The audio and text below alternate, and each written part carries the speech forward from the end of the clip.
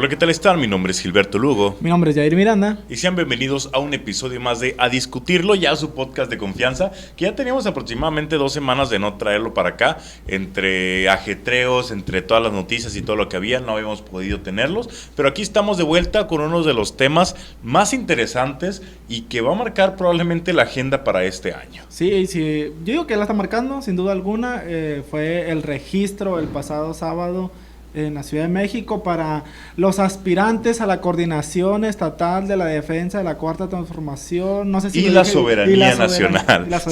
Coordinación de la defensa de la Cuarta Transformación y soberanía nacional, creo. En pocas palabras, el que va a ser el próximo gobernador o gobernadora. Candidato. Candidato. No me lo pongas ya en el puesto, por favor, que por algo tenemos democracia y para algo existe el INE. No, gracias. Bueno, entre la lista de aspirantes hubo sorpresas, hubo quienes pues ya sabíamos que se iban a registrar, otros que dijimos, ¿y ese quién es?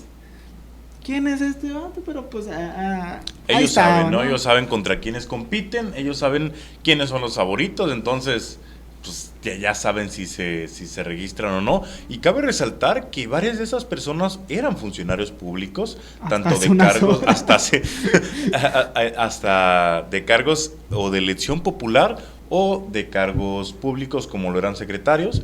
Tenemos el caso, hablando de secretarios, de Omar López Campos, quien minutos antes de empezar el registro subió un video a sus redes sociales diciendo: pedí mi renuncia para poder registrarme. Fue una sorpresa para todos porque no había pedido su renuncia, entonces por ende pensamos que no se iba a registrar en este proceso.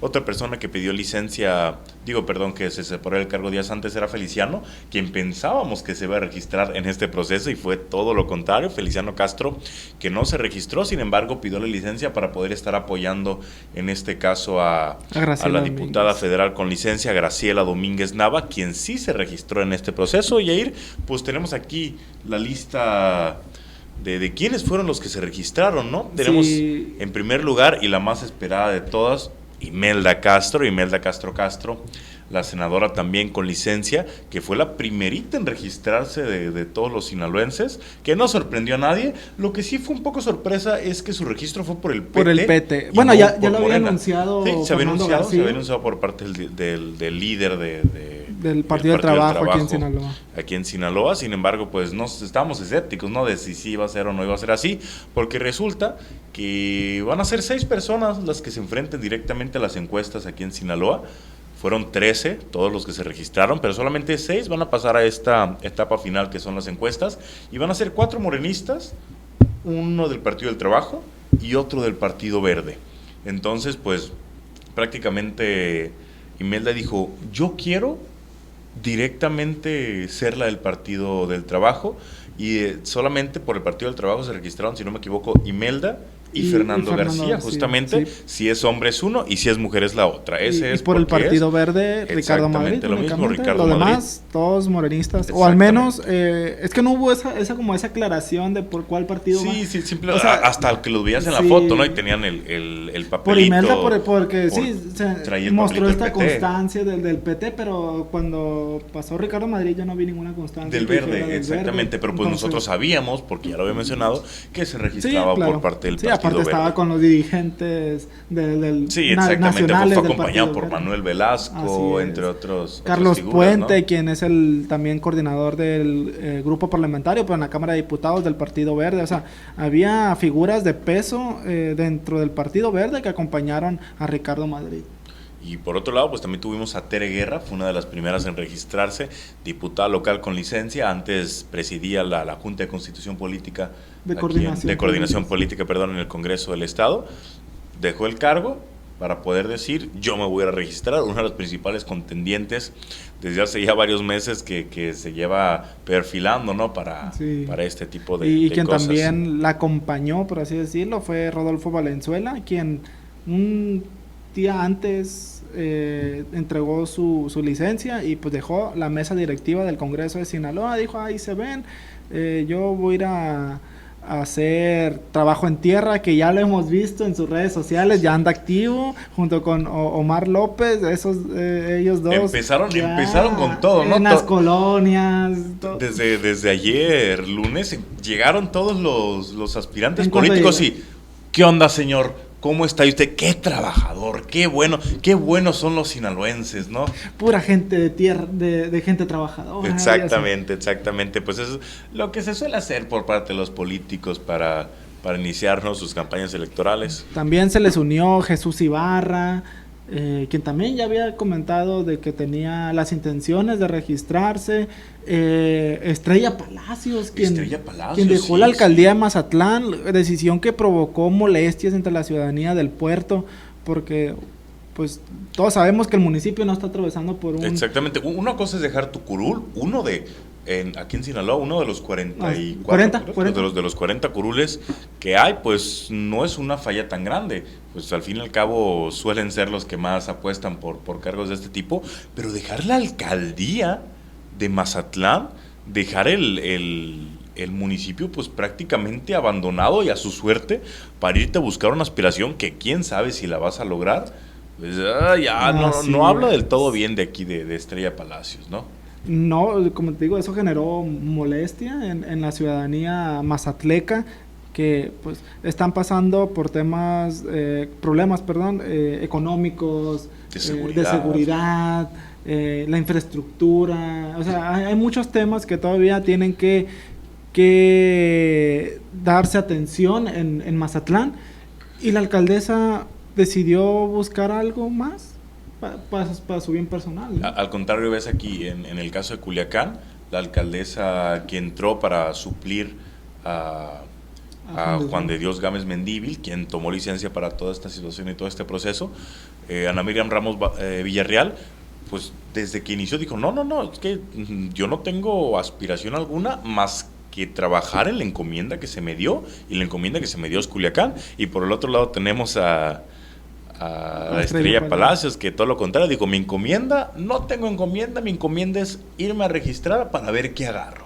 Sí, y de hecho fue la única alcalde o alcaldesa de Sinaloa que fue a registrarse el pasado sábado. También se les unió... Hubo algunas personas que no eran del todo conocidas en el mundo de la política, o tal vez que no tenían este renombre que tienen Imelda Castro, que tiene pues Graciela Domínguez, ¿no? Tenemos el caso de Lucila Ayala de Morachis, es magistrada, si no me equivoco. Sí, y contendió contra el profe Loza para la Comisión Estatal de Derechos Humanos. El profe creo que le dieron el cargo el año pasado, si no estoy mal. Entonces el año pasado ahí estaba Lucila Ayala, quería ser pues esta defensora de los derechos humanos. Una mujer ya mayor, ¿no? De poco más de 70 años, si no me equivoco, que ya pues el mundo de la política no es el más adecuado para personas de mayores de 70 años, que hay muchos, ¿no? Hay muchos ya de esa edad, pero justamente es cuando empiezan los problemas físicos, problemas de otro tipo, ¿no? Y terminan pues por sufrir alguno que otro problema de salud, por cansancio, etcétera. También tenemos el caso de Tomás de Jesús López, un guasabense que al menos por mi parte no lo tenía en el radar, no lo tenía ubicado y no lo conocía hasta el día sábado que fue a registrarse. Me tomó de sorpresa cuando lo nombraron y pasó a registrarse, porque dije, no lo conozco, ¿quién es? Y ya empezando a investigar un poco, pues es un guasabense reconocido, dice ser uno de los fundadores de la Cuarta Transformación allá en el municipio de Guasave. Está relacionado con el magisterio, ¿no? Sí, que no estoy del todo seguro, creo que es maestro exactamente, así que no te puedo especificar más de su carrera política. Y también uno que sorprendió, pues, fue Cristian Espinosa, que no asistió a la Ciudad de México, pero mostró este registro que hizo en línea, pues que se supone lo debería de avalar, ¿no? Como claro. Pues fue el último. Fue el último en pedir licencia, sí. Porque es diputado local con licencia. Pidió licencia aproximadamente a las 10 de la mañana. A las 10 de la mañana ya se estaba llevando a cabo el registro, la mitad del registro. Bueno, nos enteramos más bien. Sí, bueno, sí. Nos enteramos porque estaba fechado el acuse, o sea, del recibido de la mesa directiva del Congreso ahí con el 26. Tenía el 26. Pero hasta la mañana fue que, hey, Él también ahí. Él también. No, y en sus redes sociales, incluso hasta después fue que publicó que había pedido licencia. A las 12, sí, ¿no? más o menos a mediodía. Sí. Y pues más o menos a las 3, 4 de la tarde publicó también en sus redes sociales que se había registrado en línea para esta situación. Bueno. Pero no, y todavía queda el personaje menos esperado de esta tal posible vez sí contienda. Pero a mí al menos yo no lo esperaba, no esperaba que sí se registrara. Yo sí lo esperaba, pero no creí que lo fuera a hacer. Pues, sí, o sea, sí. Sí dijiste, puede ser, pero no creo. No creo.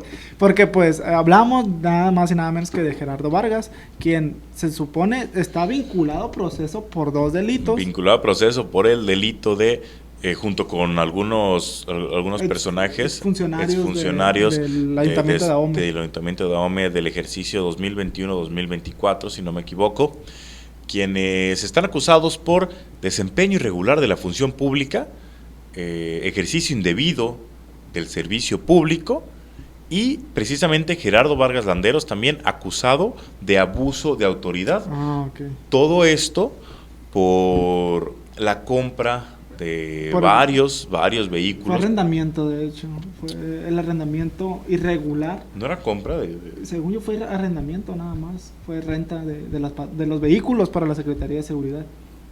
Estaba casi seguro que había sido la compra de los vehículos. Pero bueno, pues, por haber usado dinero para conseguir vehículos para la Secretaría de Seguridad, sin embargo, pues mencionaban que estos eran a sobreprecio, otras cosas, que acusaban de un daño al erario de 40 y tantos millones de pesos.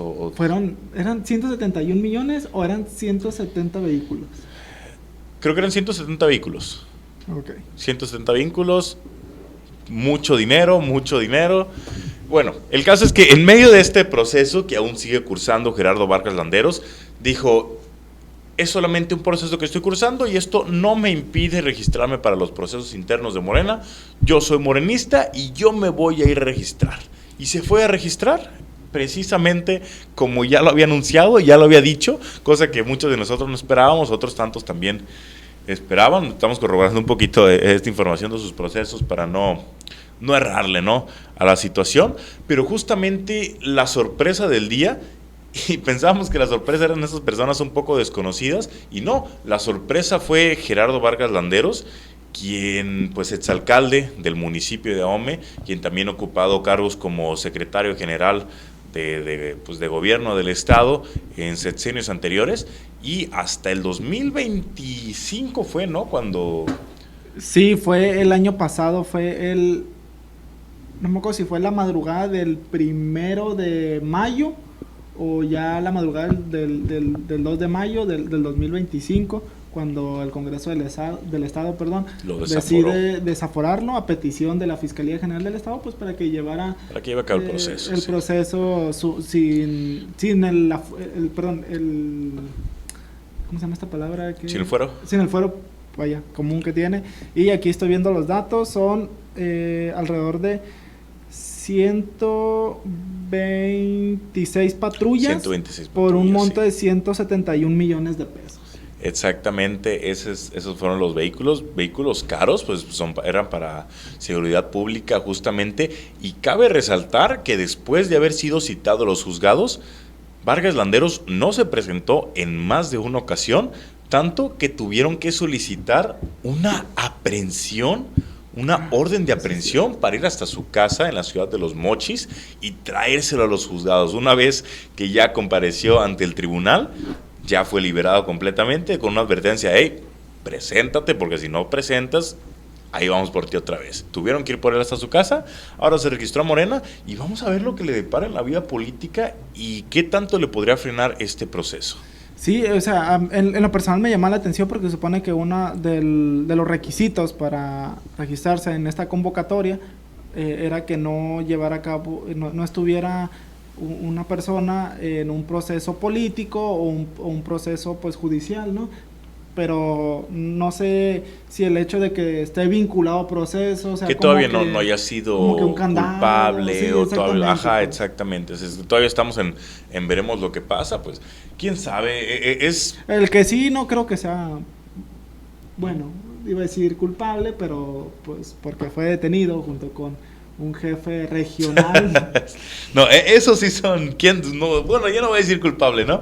Pero son acusados por delitos muy diferentes y que ya están pisando al menos la prisión, al menos de manera preventiva. Así es, ya están en el altiplano, de hecho, pues hablamos de un jefe regional llamado, bueno, con el alias del Güero Pin, y Hilario, quien se desempeñó hace aproximadamente unos 8 meses como secretario de seguridad en el municipio de Escuinapa, una región que muy en golpeada, las últimas semanas muy golpeada en las últimas semanas por el crimen organizado.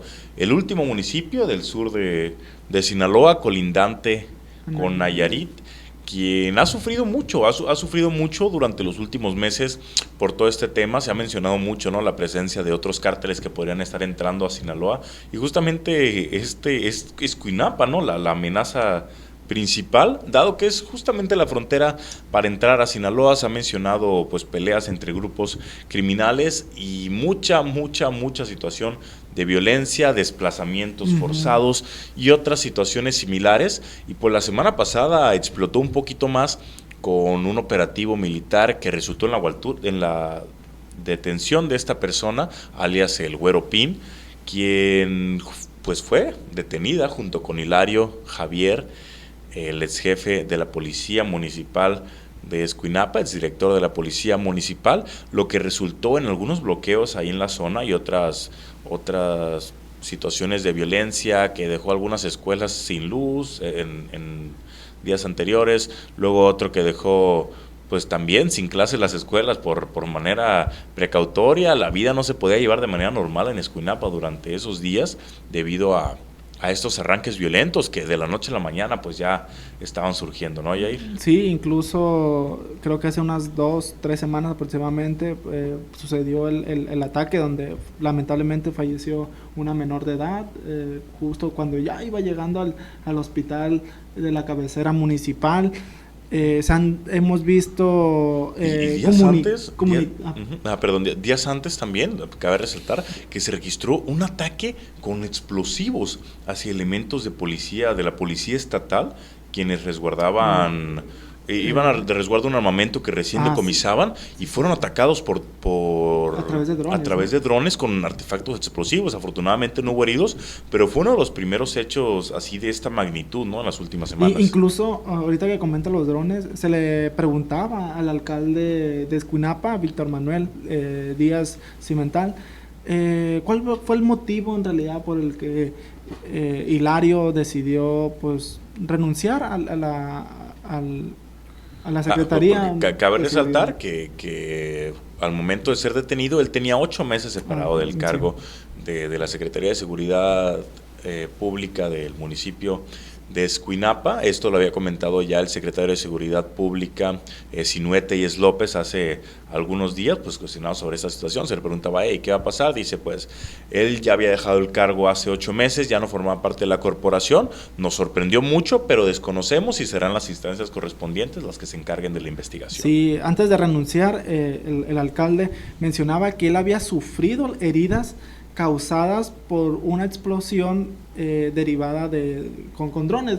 Porque no era la primera vez que se realizaba. Yo creo que había habido unos 2 ataques hacia la policía municipal de Escuinapa, justamente. Una de ellas había caído cerca de un gimnasio ahí de la comandancia, y otro un poco más en el estacionamiento, algo por el estilo, y se mencionaba que no había personas heridas. Sin embargo, pues ahora dice el presidente municipal que una herida de este tipo de explosiones fue la que le afectó el oído a Hilario. Entonces él estaba incapacitado, tenía incapacidad permanente, y es por eso que ya no estaba trabajando en la Secretaría de Seguridad, se le había dado de baja, y cuando se le pregunta, oiga, pero nunca sospechó de que pudiera estar vinculado al crimen organizado. No, dice, él hizo un buen trabajo durante toda su gestión. Entonces, pues lo que siempre dicen, ¿no?, de que no hay sospechas, no hay nada.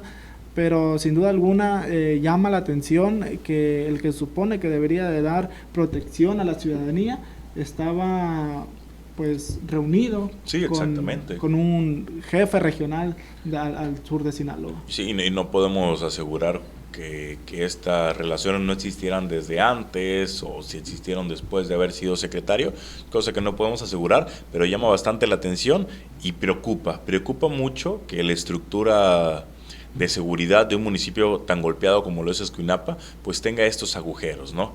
Y pues hablando también de justicia, otra situación que ha llamado la atención durante esta semana y la semana pasada fue la detención de un enfermero del Instituto Mexicano del Seguro Social, del IMSS, precisamente el hospital IMSS General Regional número 1 aquí en la ciudad de Culiacán.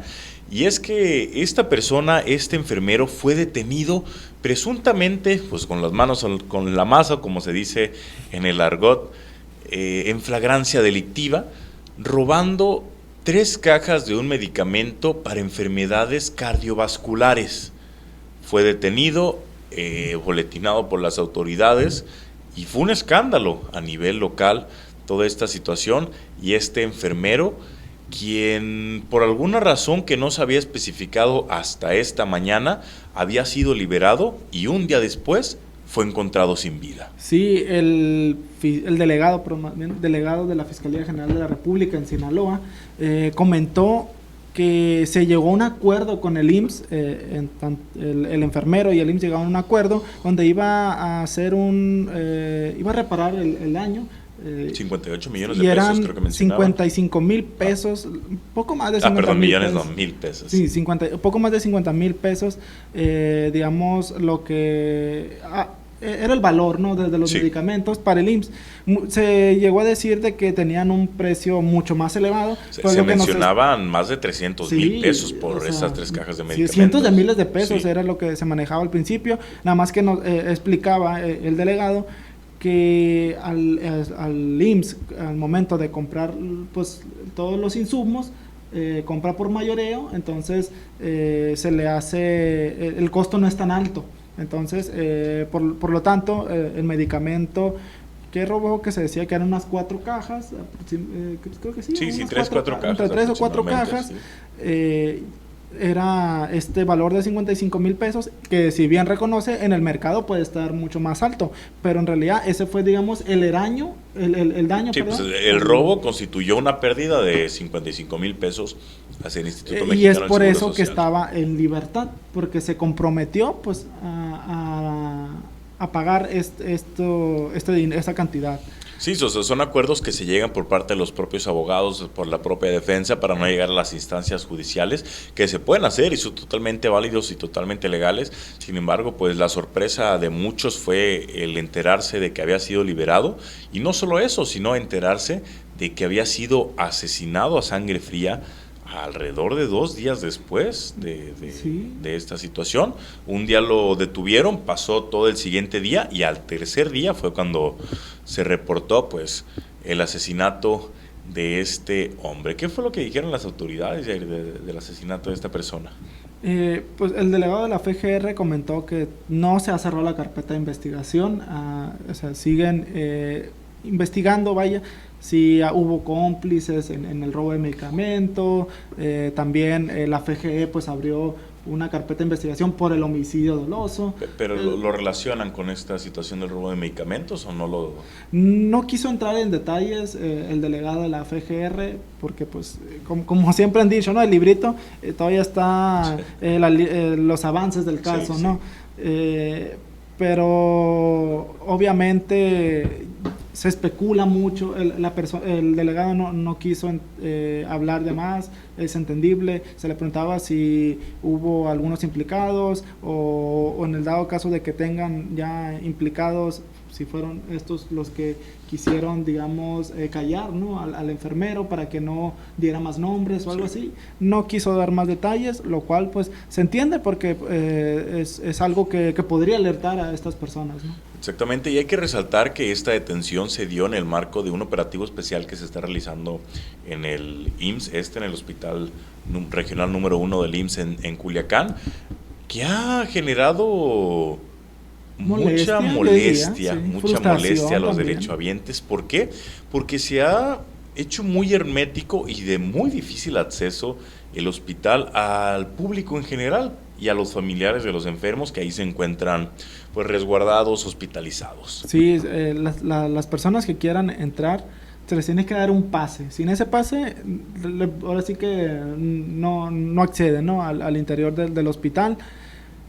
Hay personas que han estado con este calorón de 35 grados afuera, esperando que se les dé la oportunidad de poder pasar, porque muchas veces dicen, es que tenemos que hacer este cambio de que hay un familiar junto con el paciente y yo estoy aquí afuera para cuando él tenga que bajar, pues yo subir, ¿no? Y antes podían pasar 2, podían pasar 3, incluso cuando fui a entrevistar a las personas decían, no, ahora ni te dejan pasar al baño. Entonces había mucha molestia en ese sentido. Había 2 guardias en ese momento, pues revisando las mochilas, revisando las bolsas. La seguridad muy intensa, podríamos decirle, para comparación a como estaba antes. A como estaba antes, sí se ve una seguridad más intensa. Y el secretario de Salud manifestaba que no iba a ser el único hospital, sino que estaban analizando también llevar esa estrategia a otros hospitales del IMSS aquí en Culiacán y pues en Sinaloa. Entonces puede ser que este descontento se extienda.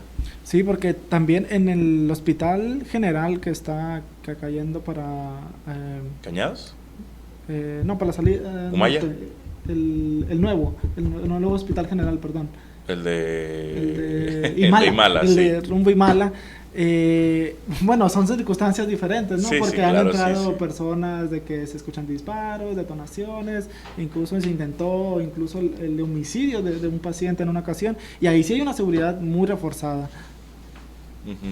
Pues bueno, pues estas fueron las noticias que hemos traído durante esta semana. Esperemos volver a la programación habitual de uno de estos capítulos por semana, y vamos a darle seguimiento a todos estos temas, el tema político con todos estos aspirantes, el tema de seguridad, no solo en Escuinapa, sino en todo el estado, y pues el tema de salud también que es necesario para el estado, y ver cómo evolucionan todas estas situaciones. Pues muchísimas gracias por vernos el día de hoy. Recuerden seguirnos en nuestras redes sociales como Discusión Diario y Diario Digital a Discusión, así como en la página de internet adiscusión.com para enterarse de todas las noticias de Culiacán, Sinaloa y todo México.